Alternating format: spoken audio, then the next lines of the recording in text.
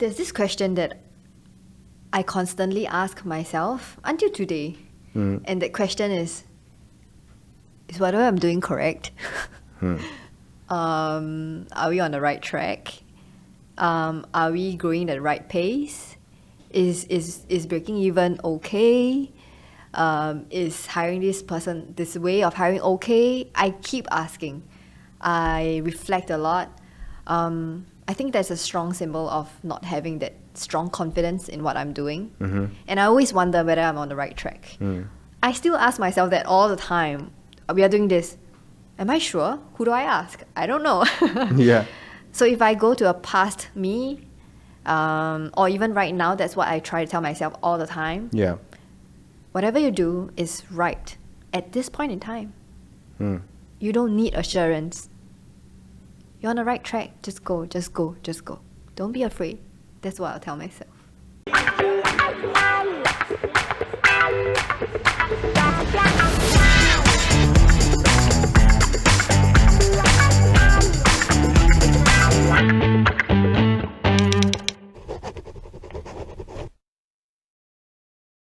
Yo, what's going on, everyone? Welcome to episode 2. I got a really interesting guest for you today. Her name is Evangeline Leong. She is a really young entrepreneur creating an interesting AI-enabled influencer marketing solution, aiming to help her clients find the right influencer to create a word-of-mouth marketing. As we all know today, influence marketing is picking up with a lot of speed, and humans in general find it a lot easier to follow other humans than just a brand or a business. Now, she has a really interesting story that goes all the way back from her graduating uni and how not having much of a plan actually kind of became her plan. And she's here with us to share her story, share what she's learned throughout her last few years of becoming a massively successful entrepreneur in a very new and upcoming business, which is influence marketing. Evangeline, welcome. Thank you for coming. Thank you for having me. Second guest to this CEO's Confess thing, and really excited to get into the nitty gritty of your business. How did you create it? Obviously, like you're fairly young to have been so successful, and yeah, like we want to know, how did you do it? So I guess the first question I have, especially for the audiences watching, is what is Kobe? So Kobe is your business, but give us your elevator pitch. What do you do? How do you do it? Okay, so Kobe is an influencer marketing specialist. We help to tell stories for our brands, which are our clients, through the words of others. We're powered by some artificial intelligence, and we're not just about the popular or the pretty faces that people would commonly know for being influencer marketing. Yeah. But we really focus on getting the relevant people to tell the right stories, and that's what we do. That's awesome. Yeah, because it's, I mean, that sense of not having just the pretty faces, because I think that's what most people associate with influencers, yeah, right? That is.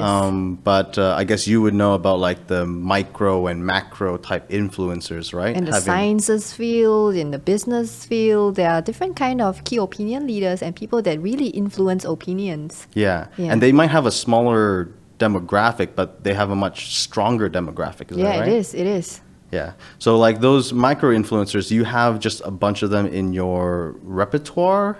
So far, we've got 5,000 over influencers, and it spans across from the micro to the nano celebrities, human beings and non-human beings. Oh, really? Non-human beings? Non-human beings. So not about supernatural over here, but we have virtual influencers. We've got cats and dogs. We've got even chicken rice influencers. Oh, so that's interesting. It is, of course, powered by a human behind the scene, but that account or that content is created is telling around a story of, say, a chicken rice, or, say, a cartoon, or even a pet dog. So these are accounts as well that can influence. Well, that makes a lot of sense, because, like, when I do kind of think back, like, on Instagram, sometimes there are, like, dog accounts, right? Yes. And they're highly popular. Yes. Okay, so that makes sense. So you're actually capitalizing, or, like, capturing that trend and also helping these I guess, virtual influencers use those different kind of faces, product to help other people Correct. market? Correct. Because in the Oxford Dictionary, right, the meaning of influence is how you can cast a change in someone else's behavior or action. And it isn't really the society definition of influencer being someone that looks good, takes nice photos on Instagram. Yeah. Anyone that can cast a change, can influence, and that it can come in different shapes, sizes, formats, humans, non-humans. So it's about relevance. Do you think one day the AI or like the robots, because I know there's like Japanese robots that have like Yes. a lot of The influence. anime influencers Yeah, or yeah. the virtual influencers like Lil McKellar. Do I think that is going to be a coming trend? For sure. I'm very excited about it. Okay. Yeah. A very different different viewpoint. So you were mentioning about before like this word of mouth type marketing, right? Which is basically how influencers are able to then market other products or market other businesses. Why do you think this is so much more effective than just your standard TVC commercial, boom, boom, boom, boom type stuff? Well, it's just reflecting upon self, right? When is the last time you bought something because you saw it on an ad or because you saw it on a poster? You probably bought it because someone else recommended it to you or it looked good on someone else. You're like, which doctor should I see? Hey, mom, which is better? A lot of times we are making a lot of decisions based on what we trust, what we choose to listen to. And that's where word of mouth comes into really important because it gives us that sense of I am not just making any decision, but I'm doing a informed purchase decision. And that's where word of mouth becomes really powerful. Because human beings, we are skeptical. The internet gives us a lot of research tools to be able to find anything we want. Yeah. And that's how it's really powerful. Yeah, I agree with that. I don't think I connect very much with just standard advertising. It has to be someone else had it, or sometimes you maybe this is influencer as well, but like someone would post something and they recommend it. No, you're right. That's true. That's a good point. So when it comes to marketing, influence marketing, right? Like you were already talking about the definition that everyone knows of influence in marketing. What do you think is the biggest mistake in assuming that traditional idea? Like, what should people know about influencer marketing that's so different than the traditional marketing? I think most people, when they think about influencer marketing, it's about who is it? Is she famous? Does she look good? Why should we go for him or her? But that is the biggest mistake that's been made in influencer marketing because if we were to find someone that's popular and we try to stuff our brand into that person, it may not come across as fully relevant. But it's more important to think about what the brand really wants to achieve first. What story do they really want to tell? What's going to be relevant and resonating to the different audiences? Then we find the best and most suitable, relevant influencer that can help us to execute the story. And it could be someone that we never imagined that could help our brand. So basically, business shouldn't just look at the popularity of individual person because that doesn't exactly sell or hit the point of the targeted audience, right? Exactly. It's more important to find the relevant influencer who actually fits the brand, who actually otherwise, I think I've seen, some of the more popular ones where they just go like, hi, buy this, right? Yeah, and then it's just like, okay, your target is either men or something, right? Yeah. Like, and then you're trying to sell like a girl's product and it doesn't Maybe really fake work. followers. That's true too. You never know, right? We have an internal joke about people who hold products and smile. We call it a hold and post. Oh, yep. So we have a strict policy that rejects all such content. It doesn't okay. work. Yeah. Interesting. Well, you mentioned fake followers, and I'm going off a little bit here, but can you give us some ideas or insights, especially when people are trying to like get into this, like how do I use influencers for marketing? How would you capture or find out whether or not a particular individual has, let's say, like 100 or 200,000 followers, right? Can you find out whether or not those are real followers or not? What should people be looking out for? That's a very good question, and we get that question most of the time from our clients because everybody wants their advertising dollars to be achieving the full potential instead of spending on some fake followers, right? Yes. Very thankful for us, we have built a technology that is able to detect fake followers, so that's very cool for us. But I'll give you a brief about how it works. So there are a few ways to look at it. Number one, you can look at trend analysis, whereby you see if there is a sudden spike in the number of followers or a sudden increase in the number of likes or engagements on the content. But of course, I can be very sneaky and buy influencers randomly and without a fixed frequency so that there isn't a sudden spike. So that's where for the trends, there could be a loophole there. So something more to it would be to look into the influencers' followers, whether they are really engaging, whether they've got their own feed, whether they are creating content themselves, whether they are interacting with others, to know whether this is actually a legitimate account. So basically our technology helps to serve all this in an efficient way and an automatic way that we are able to detect. And that's a really important point, to sieve out all the fake followers. Just like the internet world, right? The click farming and all these things. So for all of you guys potentially watching right now, if you want an easy way to go about this, go to Kobe or getkobe.com and you can, is the thing free to like try out or anything like that? Yes, we have a free trial version. There you go. Free trial version. You can try it out for free. If you don't have the time and you want to spend a little bit of that time doing that research, make sure you look into the influencer and see the engagement rates and things like that, because that will be a key indicator whether or not it's fake. So if you have 200,000 followers and 0 likes or like just 10 likes or whatever, it's pretty obvious. Alarming, yes. Yeah, that it's not working. Good stuff. Okay, cool. I mean, so that gives us a good idea of your business, the market you're in, and some already like insightful tips about how to use or navigate influence marketing. But I want to get into the story now, the story of how did you get here?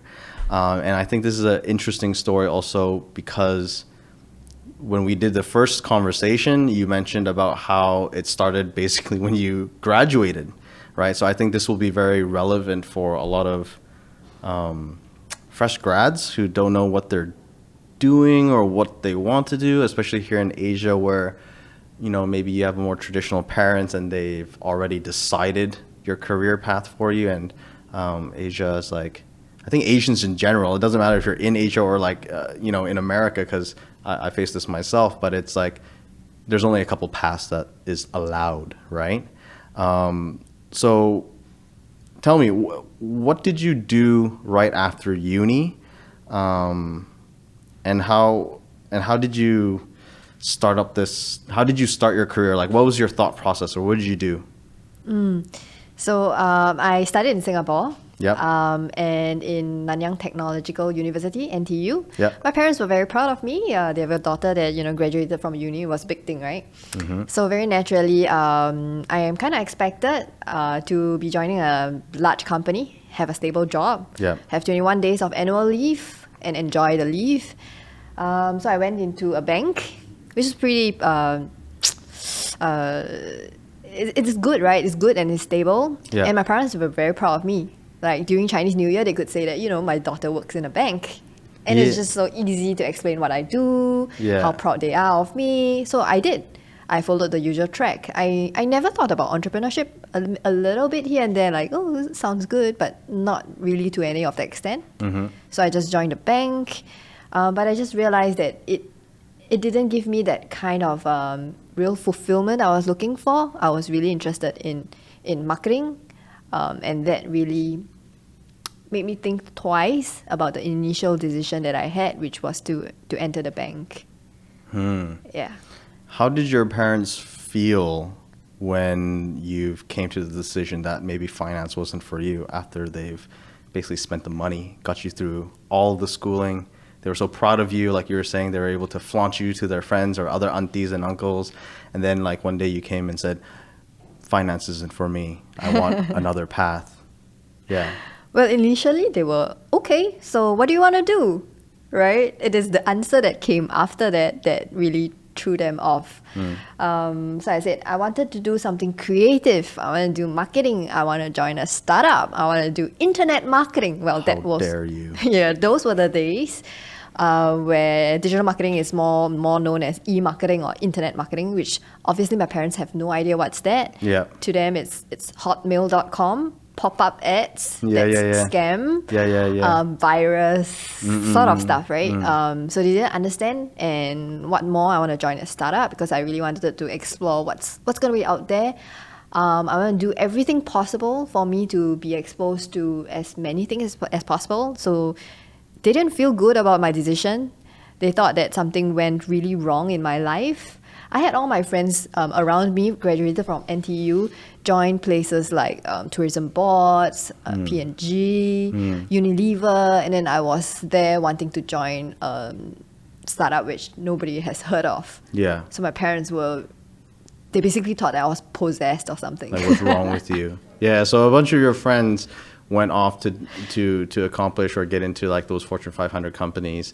How did that make you feel, that you wanted to do something off the beaten path and your friends going this other direction, which is financially more successful in, I guess, like in Asian,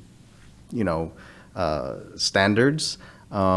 And then you said like your parents were a little bit disappointed as well, right? So like, how did that all make you feel? It's like having to do something that you want to do that maybe feels right for you, but then everything else in terms of what you were brought up to understand or do technically was like wrong.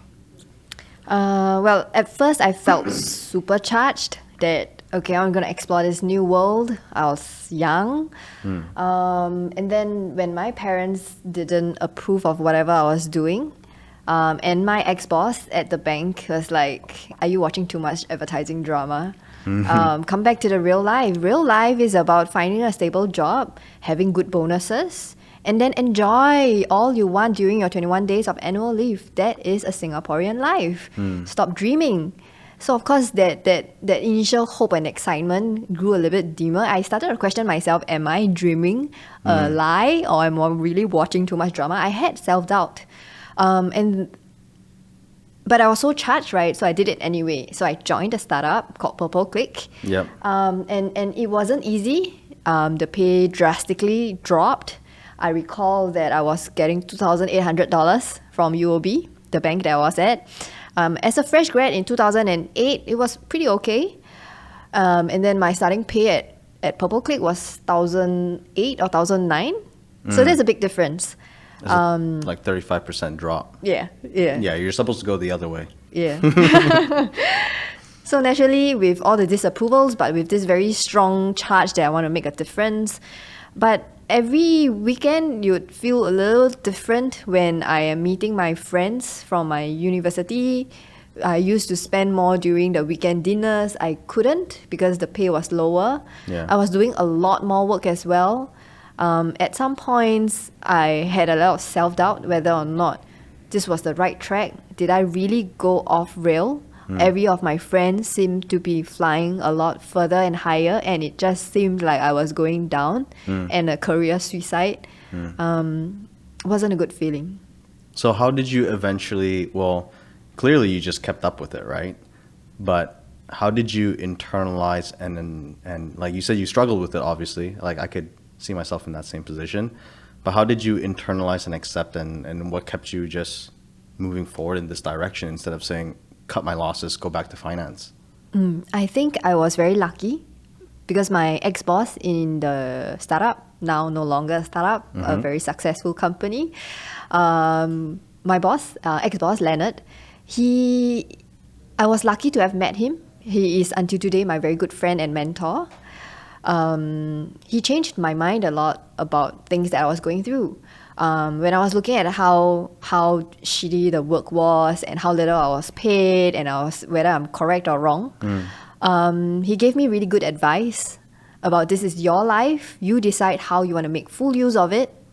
Not looking at external environment, because if you want to do it, you will be able to do it regardless of where you are. because the grass is always greener the place where you water it. So if you want to do it, you do it 1,000%. And even if you are, cleaning toilets, you're going to do the best out of it. So you decide, he said to me.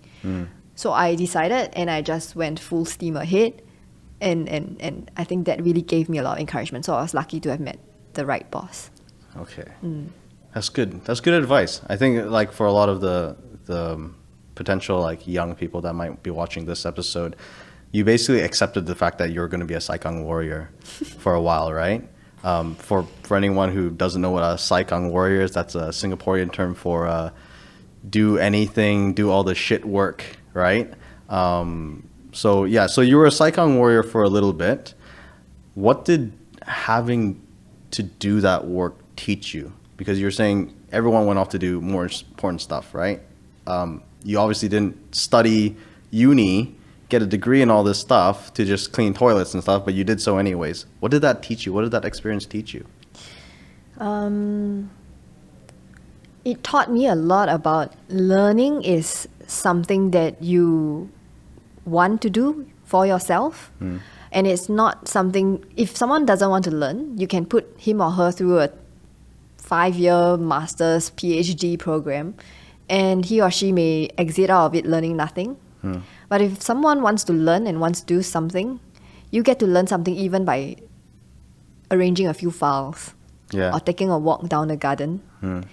And because I decided that I am going to hold that fate within my own hands, I seek to learn in any single small little thing, even including making a reservation booking at a restaurant. I learned communication. I learned about prioritization, about negotiation, about getting my ideas through.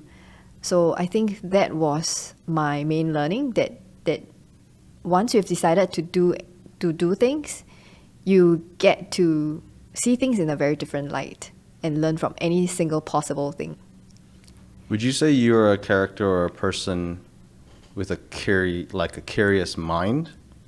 Absolutely. I am a very curious person, very keen learner. I think a lot and I reflect a lot about what I'm thinking about, how I'm seeing things. I love to explore things. My favorite weekend hangout is the library. Oh, okay. I love reading. Interesting. Yeah. So, but was this something that you've always had, or for other people who might not, I guess, naturally be curious? I feel like every child when they're born and stuff, there's like a sense of curiosity, and then somewhere along the line, it gets killed, right? Whether it's like your upbringing or the situations you're in, someone kills it. How, if someone has that killed off curiosity, how do you feel, or what kind of advice might you have to bring that curiosity back, that willingness to learn or want to learn again? That's a really tough question, because I think I had curiosity in me all along, and as that child, I never had it killed. But if you ask me if someone is no longer curious, then maybe find out something that shocked you, and then that might just give you the momentum and gain it all back. But of course, you may see something that you've never seen before, and you'll be like, so what? There's so many things out there anyway. But just remember one thing, that there's 7 billion population out there. There is a simplest thing to learn from anyone, and it's just exciting, right? We want to live a life of fulfillment, satisfaction, happiness, and a lot of that comes from understanding new things.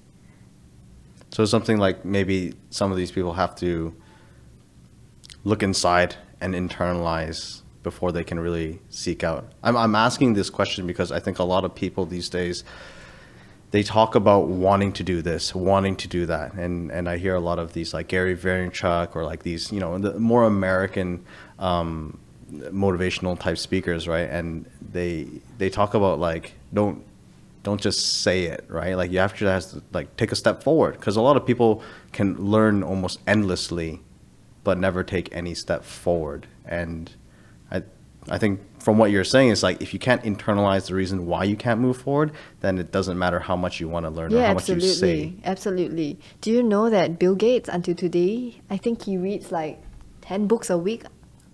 or something.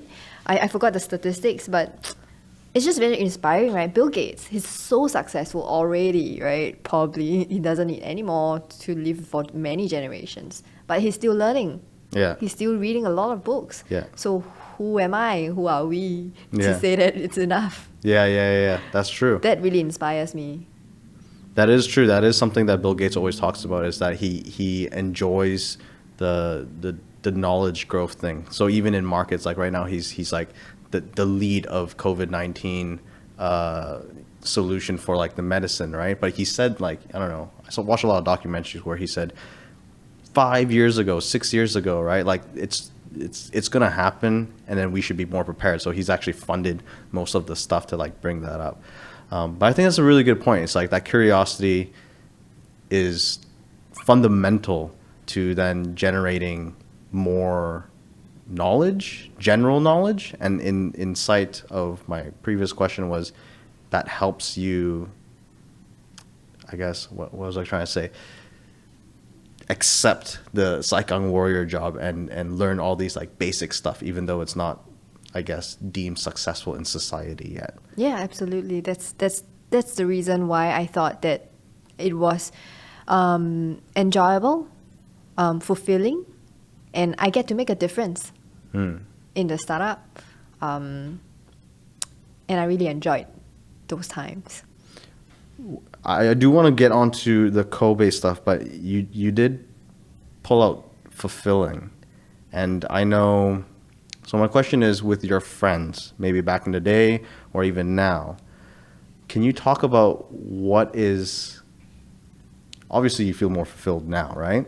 But how are your friends feeling? The ones who stuck with the beaten path, who've done the thing that they're always supposed to do, are they fulfilled? Do you know? Do you care to share about this kind of stuff? I'm not sure, but I had a few couple of groups of friends, and there are certain friends that I no longer keep in touch with. One of the key reasons was that often when we meet up for dinners, the conversations was about, should I quit my job? My boss sucks. My work sucks. Why is it this way? And it just didn't energize me when I was faced with a lot of tasks at work. The last thing I would want to hear is about more complaints. And I surrounded myself with friends who were quite alternative in their thinking. They'll be like, go on, eventually you can do it. Come on, we are all living these kind of lives. So I did drift away from certain group of friends. And those that I kept to today are all people that has achieved something quite different in their lives. And I think as we progress, we kind of have friends that are more like-minded coming together. And for today, I'm very glad to be sitting here because a lot of my friends are entrepreneurs, like yourself. And it's that like-minded passion, the things that we see and we understand that others don't, that bind us together. So I think there is a certain evolution in the stage of friends as well. And yes, I did drift apart from those friends who were not exactly like-minded with me. Yeah. So the fact that they weren't able to find their version of fulfillment, even having taken the more strategic path of success, that caused you to kind of drift away from those friendships, because like although they were making the big dollars, they just weren't happy. Right? Yeah. That's a good takeaway. I think that's why a lot of today's conversations, like, just generally on LinkedIn, is like, follow your passion. And I think this is a quite new idea in Asia, because like a lot of the younger generations, like maybe we're on the spear end of that, but like maybe the younger generations these days, they understand that a bit more because there's so much more Western material coming here, but they struggle with getting the parents' approval and things like that. But I'm glad you shared that, because I think that will be helpful for a lot of people who will maybe watch this snippet when we create it. So let's just kind of revert back to the Kobe stuff. So So we mentioned that you have like an AI enabled function in Kobe, right? So how did you go about starting building that tech to create that? Because I think a lot of entrepreneurs are looking into tech as well, and they just don't know how to start. So how did you start that?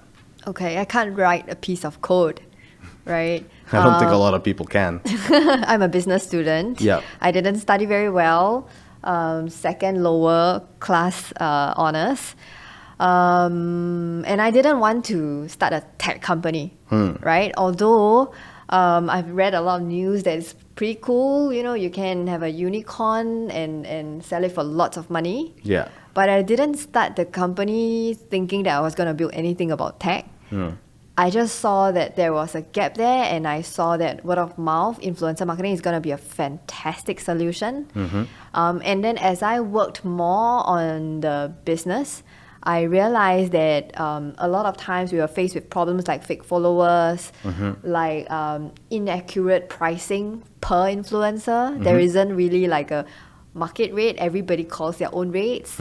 Other problems like how do you accurately profile an influencer? Yeah. How do you make sure that brands are safer when they engage influencers? How do you ensure brand safety? So I think all these led me to think about ways to be able to bring out a more accurate and faster solution. And that then led me to think that, okay, AI is probably a solution. So let's do it. Let's build tech if it helps to fulfill the solution. Ah, okay. Yeah. So it's not like you randomly just went, tech is the new big thing, let's just do tech. Because that's what I actually hear a lot of companies do. It's just like, let's just jump on tech. And then when you ask them, like, what kind of tech? They're like, I don't know, just tech it. Then it's like, oh, that doesn't make any sense, right? But it seems like you found the problem first, the inefficiencies maybe, Yeah. right? With the work or how to get the right stuff to the right client and so forth. And then you found that maybe tech or AI enabled stuff would be able to help create that efficiency, and then your clients down the line would highly benefit from that. And do you like, does this make like the digital or the influence marketing part of your business unique? Is that like a unique selling point for you? It is one of the unique selling points, but we don't focus very much on it. Well, it's just like if you go to a restaurant and they say that the chickens are made with AI and tech, you only care whether the chickens are good to eat or not, right?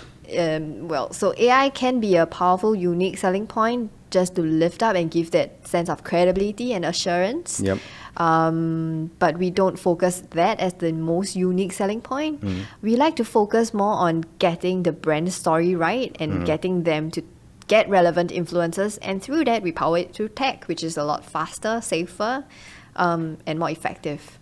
So your tech still takes a second seat to the main core of the product. Yes, which like is, by the way, we have AI, which is patent across 8 countries, but we don't put it up front. Yeah, because that's interesting, because like you're maybe right. Like no one actually cares about the tech; they care about what the tech Can gives do them. for them. Yeah. I think that's very helpful for a lot of entrepreneurs to know about this. Yeah, that's the key about understanding what our customers are really wanting. And in influencer marketing, at the end of the day, we're still dealing with a lot of people here. So the need to understand people, emotions, the stories are really, really important as well. It's a really combination between art and science. Yeah. So I wouldn't say that tech is like the main bulk of what we do. It's really taking the back seat.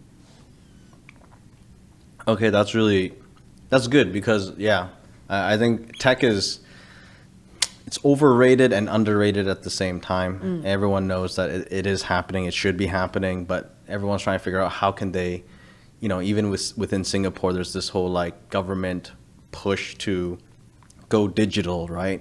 And then, lots of subsidies here to do that. But then it's like companies, I don't know if they're like looking at it as a solution to a problem rather than let's just tech up. Yeah, for right? the sake of. For the sake of teching. Yeah. Right? They're not trying to improve redundancies or efficiencies. They're just going like, let's just take this and just make it tech. Yeah. I have a really funny example. Hope Singapore don't kick me out for this, but just a little bit of comment.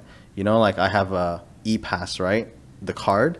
They used to like just have all the information there. Now they just have a QR code on the back. And so every time I want to like show this, my info to someone who's looking for it, I actually have to QR code it and then show my phone, which is like totally not efficient anymore. It's like, it's just a card, right? There's no reason to tech this up any further. So that was like one example that I was just like, why? Yeah. Why would you need to do Yeah, this? yeah. So don't do that.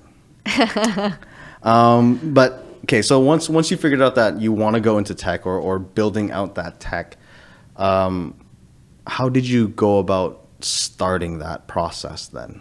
Or what happened?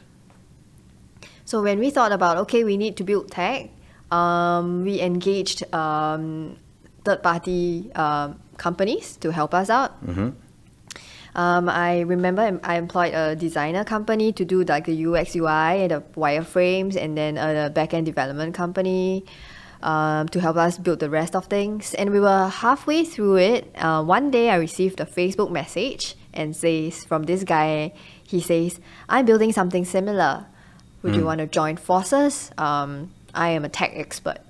So I was like, whoa, yay! I've got someone that's going to come in and save my day, because, it was quite a bit trying to juggle everything. Yeah. So I had a conversation with this guy, and we started work on together. We didn't sign any contracts together to say that, okay, we're committed, you're an employee or anything like that. It was just, well, if things go well, just, give me what you think I deserve. So it was all based on trust, and we were just happy, and we started to discuss about what potential features, yada yada. So 2 months into that very happy arrangement, there was a little bit things that were starting to show up. And then he says, I don't want to do this anymore. Okay. So until this point of, I don't want to do this anymore, it was just all verbal-ish agreements. Verbal, yes. The bad thing was like we were halfway through this work with another development company. So he took over the communications, the liaisons, and the codes, and whichever product that has been built to that far.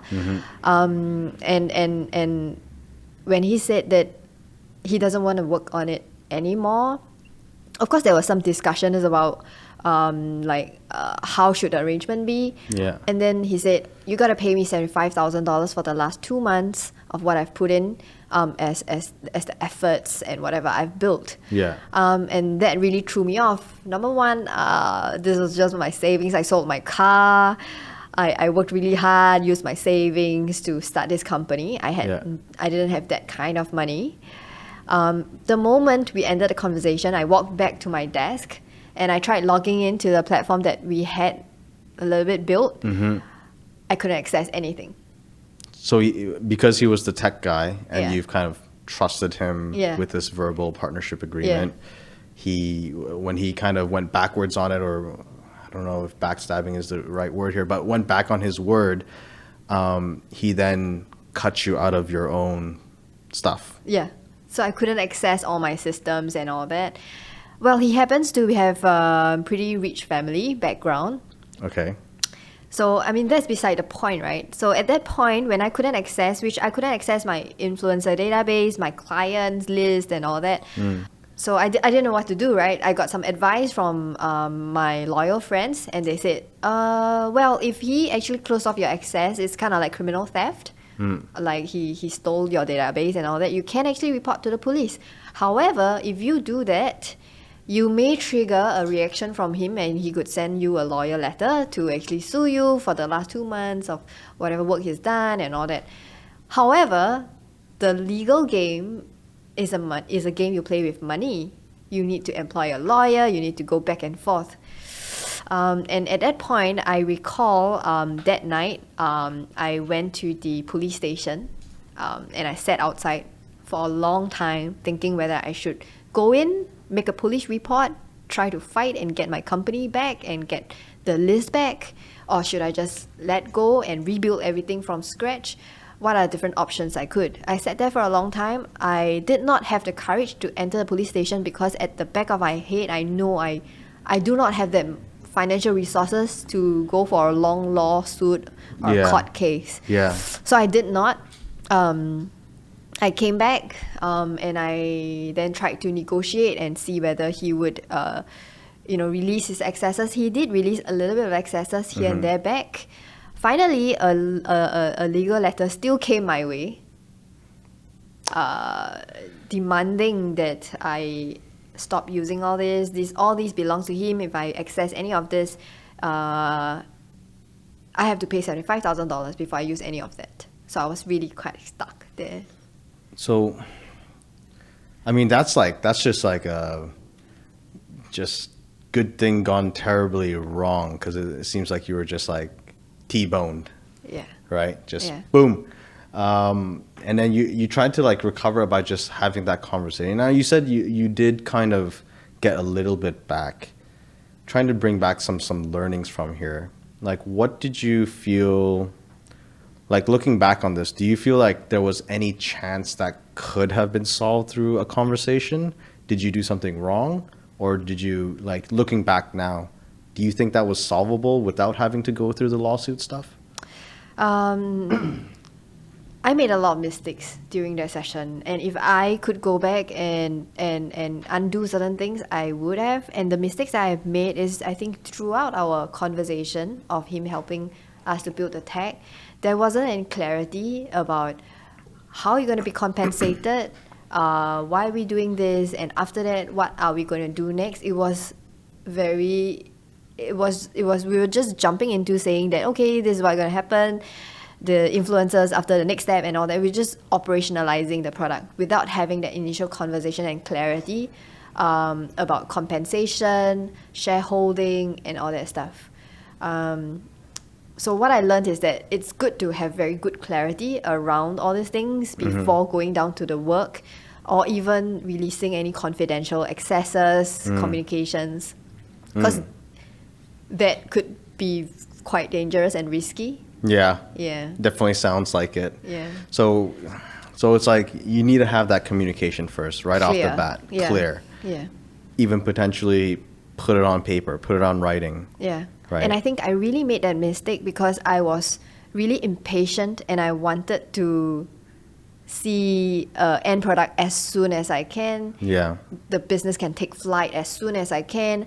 I didn't want to waste time on all those non-operational questions because we were just so excited about the product. And because of this impatience, plus a little bit of me didn't really want to confront that difficult conversation about shareholding. Yeah, yeah. So I was very hesitant because you gotta make that uncomfortable negotiation or conversation, and so we kind of just avoided it and tiptoed around it, and okay, let's not talk about it and just focus on building our product. But then, and I learned that this way of wanting to avoid things does not turn out well.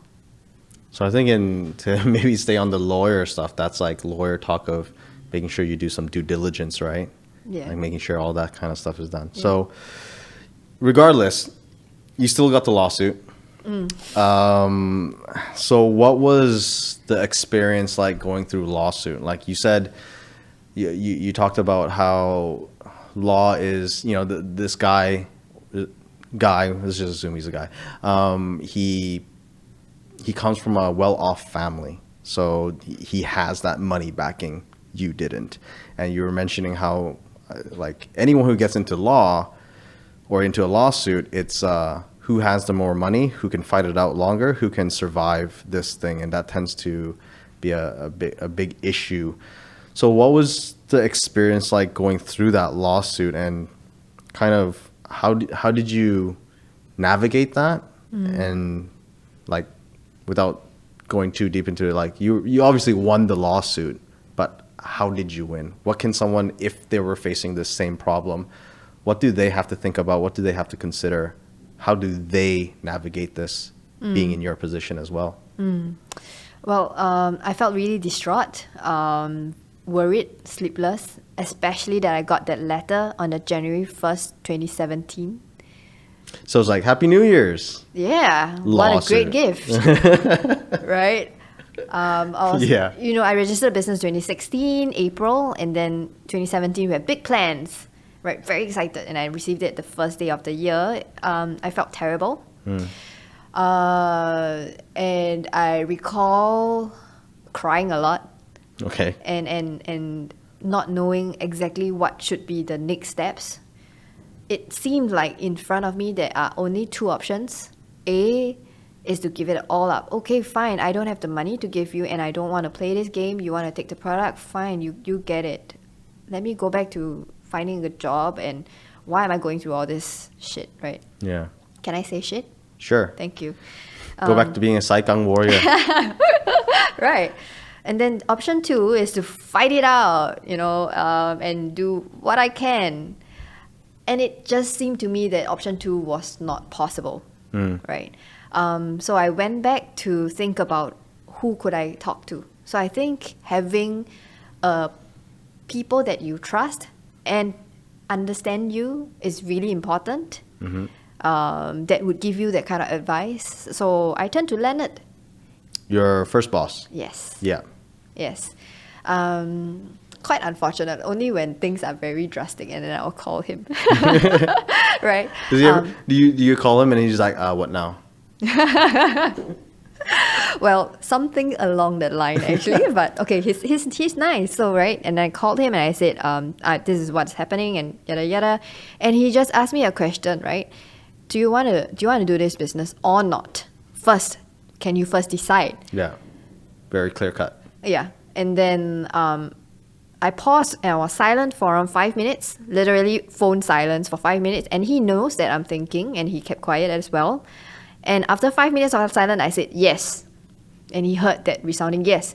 So now that's what I'm going to tell you to do. Fight it out, find the best lawyer, write the first letter out, close it, and then work on your business. Do it. Don't save on a cheap lawyer that's going to, just halfway there. If you really want to do it, go all out, find the best lawyer and fight it out. Know the expenses, forecast it, borrow money if you have to, but if you made a decision, then do it. And so I did it. I hired a really expensive lawyer. I guess we don't have to say which lawyer it is. But a really good one. But a good one, right? Yeah. And they don't come cheap. Yeah.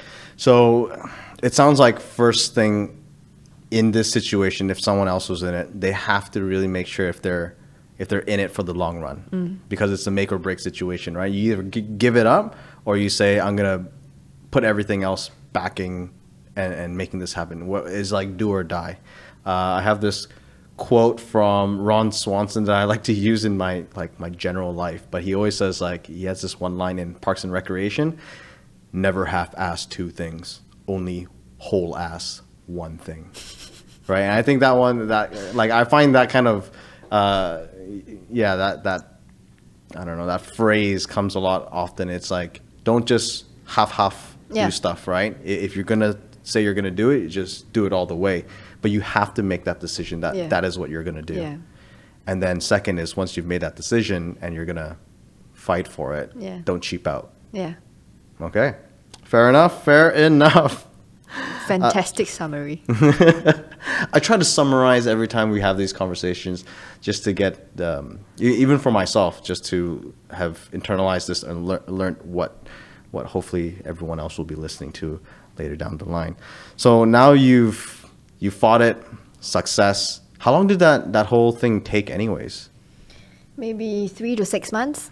Oh, so it wasn't a quick thing. No, it wasn't. It was quite. Is 3 to 6 months considered drawn out, or like fairly quick in law? I think I was lucky that it was 3 to 6 months, because sometimes things can drag on for years. So I was really lucky. I was also really lucky this happened to me so early in the business. Yeah. Because it helped me learn two things, right? Number one, that I was really committed to this business, if I could want to do that. Yeah. And that was a very good realization for me. Yeah. And number two, it teaches me a lesson very early in the business and helps me to navigate things a lot better, because after that incident, it was almost 3 to 6 months of sleeplessness, worries, worst period. So minus like the negative part of going through the lawsuit, you mentioned like you learned something. Like what is the big, so apart from like figuring out for yourself that this is something you want to do, going through the lawsuit over 3 to 6 months, what was the biggest pull out from having gone through that whole ordeal? Like what did you learn from doing this? Like what won't you ever do again? Well, there's something very tangible that came out of the ordeal, which is I went to file a patent over how we've wrote the product, and that's why today we have a patent, and it has become really valuable. So that's the most tangible outcome. I wouldn't have done the patent if without the lawsuit, right? That's the most tangible learning. Something that I wouldn't have done throughout the lawsuit. I guess in my daily operations, like talking to clients and all, this case just sat right in my head every single time when I was talking to clients, and I had a lot of that worry that is at the back of my head. It is very difficult to just ignore it, and a lot of times I was very distracted because I had this worry.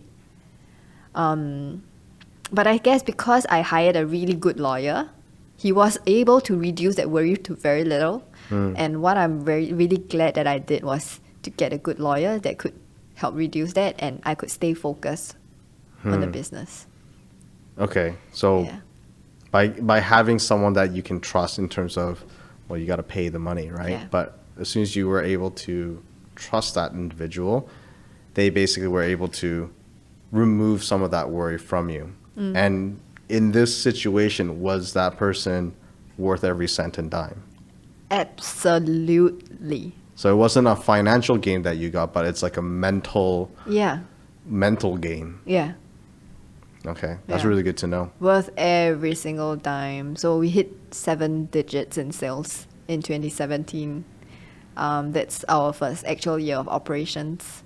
7 digits, Yeah. Yeah. not bad. Break even. It was profitable in the first year already. So That's to fantastic. be able to do that, I think that money was really well spent. Yeah. It allowed me to really focus on the business, even though you have this thing that's tying on your leg. So you kind of like, you had to spend the money. You went a little bit backwards in terms of financial, but then as soon as you solved that, you kind of pushed through, made Yeah. the product, Yeah. and then lucky Yeah. enough, your first year of sales went, Yeah. and then, after that, you paid off, and then you're in green in the Yeah. first year. Yes. That's a crazy story, because not a lot of businesses ever hit green, even after 3, 4, 5 years of trying, right? Yeah. I was very lucky. Yeah. Well, maybe it's not just a little bit lucky. Maybe you made the right choices as well. So now you're back on track, right? And now you're fully in control again. I guess this is one of the last final questions I have, because throughout the next couple of years of just building and building and building, how have you then now scaled your business to where it is now? Because you started off with here and there. I'm sure your team was very small at the time, but now how have you scaled it to where it is today? Well, today we have 24 colleagues, majority in Singapore. We've got colleagues in Thailand, Indonesia, Philippines, Malaysia. Oh, yeah. I'm so sorry to my Malaysian colleague that's watching this. It just slips my mind suddenly. So, how did we scale to this extent? I think a lot of my previous experience at my previous job at Purple Click, because I was at Purple Click for almost a decade now, if Yeah. you include right now, right? And we grew from a really small company to right now it's 60 over people. We've got footprints over the region. That taught me a lot about running a business, hiring people, retaining people, structuring processes, the P&L and stuff. So that experience really helped in knowing what to do in Kobe. Yeah. That's one. The second one was I got really good colleagues with me. My co-founder, she was from a similar experience. She helped me out a lot Yeah. in the operations, in everything else. We're very like-minded. We both want the company to be successful. I've got a very strong core team within Kobe. Yeah. They've been with me for 2-3 years now already, even though we're just 4 years old. Yeah. And I think the people were the ones that really helped me do it. To scale. Yeah. So it's like because I was expecting more of like you did this or did something like that, but you said one was the experience of doing the Saikang Warrior thing, where eventually got you to a place where you experienced a lot more. So it's like hands-on experience, not just like being taught management. So you went through it, that built that foundation. Then maybe having gone through that lawsuit, you then know like, okay, I need to find the right partner, the right people. So that was another piece, right? Yeah. It's like finding the right individual. Because those right individuals, I'm guessing if you know who you're looking for, then you're looking for those attributes to add to the company. And I'm guessing this time you've had that conversation, those hard conversations, and you got some papers signed, right? Absolutely. Yeah. So I learned these 4 words. First who, then what. Get the right people, right values, right will. No skills, it's fine. Little skills, it's fine. Of course, if you've got skills, it's a bonus. Yeah. But the values and the will is really important. We'll figure out what we're going to do together. Fine. So what was the First who, then what. First who, then what. I think that's quite quotable. Thank you. So I think that helps a lot in terms of like your business growth. In this section now, I want to move on to a little bit more of your personal growth. I know we've touched on it quite a fair bit already going through this experience and stuff. But after having gone through all this, now you're here today. Things are looking up or already up. What do you find what's your perception of past you? Like if you had a chance to find someone else who's in a similar situation that you are in right now, what would you say to them? There's this question that I constantly ask myself until today. And that question is whether I'm doing correct? Are we on the right track? Are we growing at the right pace? Is breaking even okay? Is hiring this way of hiring okay? I keep asking. I reflect a lot. I think that's a strong symbol of not having that strong confidence in what I'm doing. And I always wonder whether I'm on the right track. I still ask myself that all the time. We are doing this. Am I sure? Who do I ask? I don't know. Yeah. So if I go to a past me, or even right now, that's what I try to tell myself all the time. Yeah. Whatever you do is right at this point in time. You don't need assurance. You're on the right track. Just go, just go, just go. Don't be afraid. That's what I'll tell myself. As long as you're putting your whole heart into it, right? So there's no right or wrong choice at this moment. Yeah. It's always the right choice if you are going to put everything towards it. It's good advice. Now, I think that's going to help a lot of the graduates or because I think in this episode specifically, I think you have a unique story on figuring out this entrepreneurship or career path that I feel we're going to try to see who are the graduates that might want to listen to this one. But what kind of advice do you have for people just getting out of school, trying to find their first jobs, maybe thinking about internship? What advice do you have for them starting out their careers, or if they're even considering being an entrepreneur? I think when I want to share my mistake, so that you can avoid making them, right? Don't worry so much about the office or the company that you're joining. Don't worry at all the pay. Of course, I mean, we are living in Singapore and all that. Pay is a very real thing. Don't worry too much about the industry, and don't worry too much whether you're making the right choice or not. The thing that you want to be really focusing on is who's going to be your boss. Who's going to be your boss? Yeah. Who is going to help you become a version of yourself that you didn't think you could. He or she, the boss, doesn't need to be nice. He or she just needs to help you realize a potential that you never could think you could. And that's all. And whatever environment, whatever pay, it's going to come back.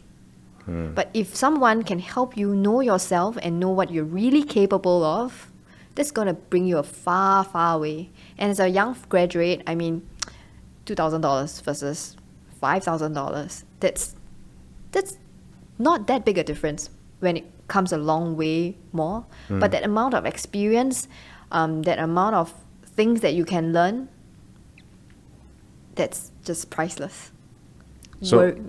So are you saying compound interest of experience is a lot better in the long run than just looking at the financial? Of course. I found the right boss. Yeah. Yeah, I was the what's his name? Leonard. Leonard. Don't think I've ever found one like that. I should probably look into that, even at my age now. I just struggled my whole life. I just hard, just I'm gonna do everything myself. But yeah, okay, that helps me too. Now, so as you've gone through this whole stuff, we've talked a little bit about your personal growth and things you've learned as well. But what are the top 3 things you've learned throughout this whole time on your personal or business related that helped you? I feel like I've covered this already, but it helps you grow. A confession maybe. Oh God, I didn't prepare for this. So like a confession? Yeah, something that no one is going to normally know. Because a lot of the stuff we did talk about, it's been said in various ways, right? But really coming from you, what's something, I guess, unique that, outside of the lawsuit and all these other experiences, and also finding a good mentor, what is that one thing that you feel you did yourself that changed or helped you grow actually? Okay, this is gonna be sounding really stupid on me, but I'm just gonna see you confess, right? Yeah. Okay, so I think my worst trait is that I sometimes can be too excited and have a lot of blind faith.